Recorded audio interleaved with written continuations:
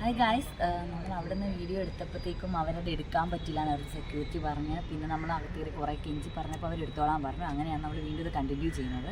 അപ്പോൾ ശരിക്കും ഈ ബാംഗ്ലൂർ ഫോർട്ട് 15th സെഞ്ച്വറിയിൽ ഇവിടുത്തെ അന്നത്തെ രാജാവായിരുന്ന വിജയ എംപയറിലെ കെമ്പഗൗഡ എന്ന് പറഞ്ഞ രാജാവാണ് ഇത് പണി കഴിപ്പിച്ചത്. അന്ന് ഇത് മഡ് ഫോർട്ടായിരുന്നു.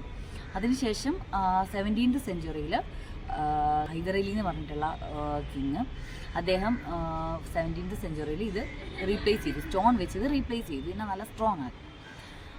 പിന്നെ 17th സെഞ്ച്വറിയിൽ തന്നെ ആംഗ്ലോ മൈസൂർ വാർ നടന്ന സമയത്ത് ഇന്ന് കുറേ പരിക്കുകളൊക്കെ പറ്റി കുറേ ഇതിന് പ്രശ്നങ്ങളൊക്കെ ഉണ്ടായിരുന്നു.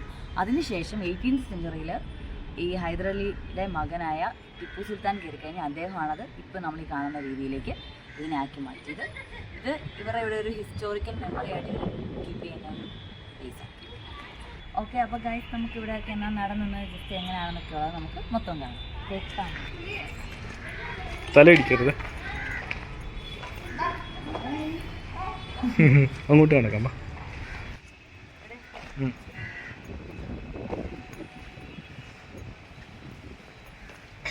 ഇവിടെയൊക്കെ ഇവിടെ നല്ല ഭംഗിയായിട്ട് കീപ്പ് ചെയ്തിട്ടുണ്ട്. ഇവിടെ വേസ്റ്റ് ഒന്നും അങ്ങനെയില്ല, നല്ല വൃത്തിക്കാണ് അവരിവിടെ സൂക്ഷിച്ചിരിക്കുന്നത്.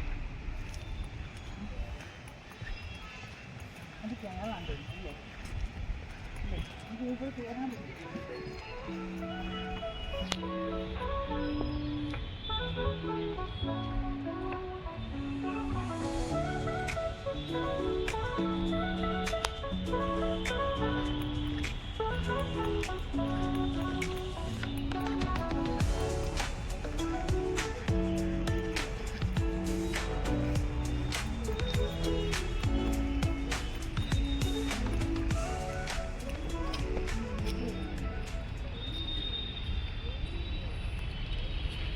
എനിക്ക് തോന്നുന്നു ഇവിടെ ഇവിടുത്തെ തടവുകാരായിട്ട് ഇരിക്കുന്നതാണ്, ജയിലറുകളും പോലത്തെ സ്ഥലം.